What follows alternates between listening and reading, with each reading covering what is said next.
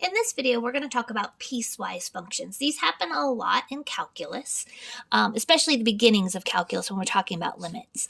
So what these look like are they have basically two separate functions that are glued together at a spot. Okay, so you might have something that looks like maybe x squared plus 1. And it only does that for part of the graph. So maybe to the side it says for x is less than or equal to 0. And then the second function might be 2x plus 4 for x is greater than 0. Okay, so how this works, and you can use a graphing utility like Desmos, but basically what you want to do is you want to first imagine graphing x squared plus 1. Okay, so here's our x squared plus 1. So if you use a graphing utility, or just remember this is a parabola that shifted up 1. Okay, so here's our beautiful parabola, just a quick sketch of it.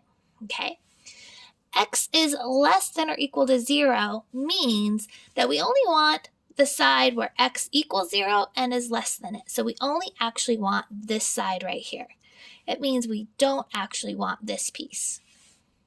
Okay, so in our final graph in just a second, this is going to be what the left side looks like. Now, because it says it's less than or equal to 0, when we cut it, we're going to have a filled in circle. If this said just less than 0, we would have an open circle.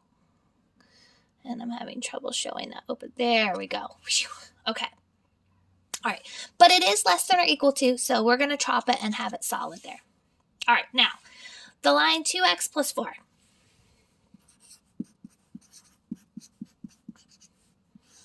All right. So this has a y-intercept at 4. And we're going to go up 2 over 1. Down 2, back 1. Okay. Again, you can use a graphing utility like Desmos or graphing calculator. The most important part, though, is that we want 2x plus 4 when x is greater than 0. So that means here, x is 0 at the y-axis. So I want this portion of the graph, so that means I don't want any of this, okay? But because it's strictly greater than 0, that means that when I chop it, I actually have to have an open circle. Okay, now here's what we're going to do. We're going to put this piece of the graph with this piece of the graph all on one set of axes. So here we go.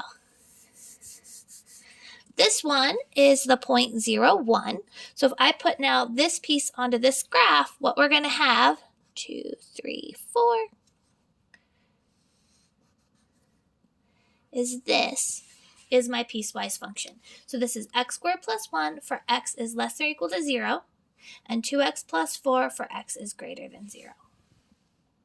All right, so just be careful. Make sure you pay attention to where you are cutting it in the x direction as well as the y, and if you have a equal to bar or not an equal to bar. That decides if it's filled in or if it's open. All right, in the next video, we're going to play with limits with this function. So good luck.